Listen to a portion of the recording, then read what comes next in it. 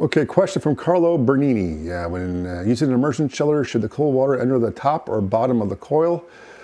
I don't know if it matters. Clay could give you a better opinion, but the way he does it normally is that the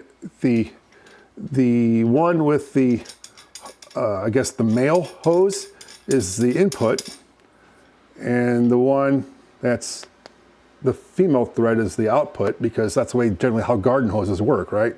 So if I follow this, male one goes down to the top and works its way down and then back up on the outside here, outside to the out.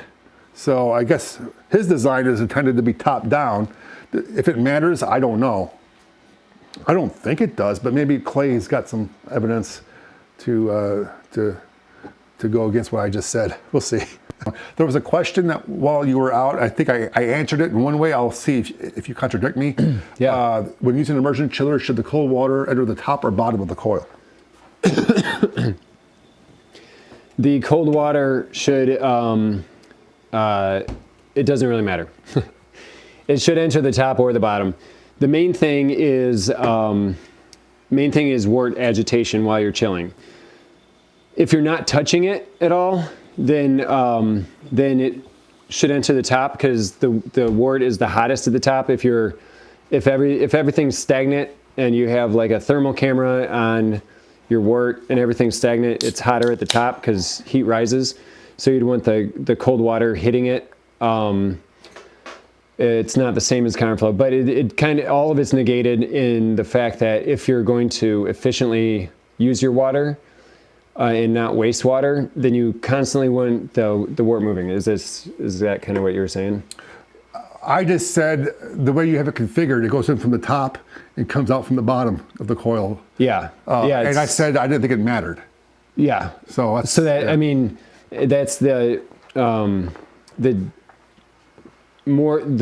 bigger issue is it doesn't matter, because you should be moving the wort over the coils. So it doesn't matter if you don't touch it at all, it technically wouldn't matter one way or the other, but it shouldn't even be like a question as far as using an immersion chiller, because you should always stir the wort, or you're going to waste more. You're going to waste a lot of water if you're not stirring the wort or moving the chiller during chilling. Just because there's thermal little wort is very from here to here can be 40-degree difference if you're not moving it, and the thermal conductivity through the wort it'll be moving when you're chilling. But there's still going to be pockets that are hotter and cooler.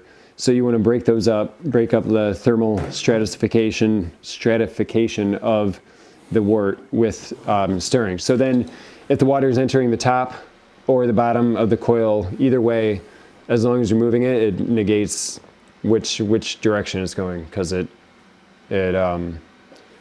takes care of it all with moving the wort. So, right on. Yeah. See, I was right there. Yeah. Yeah.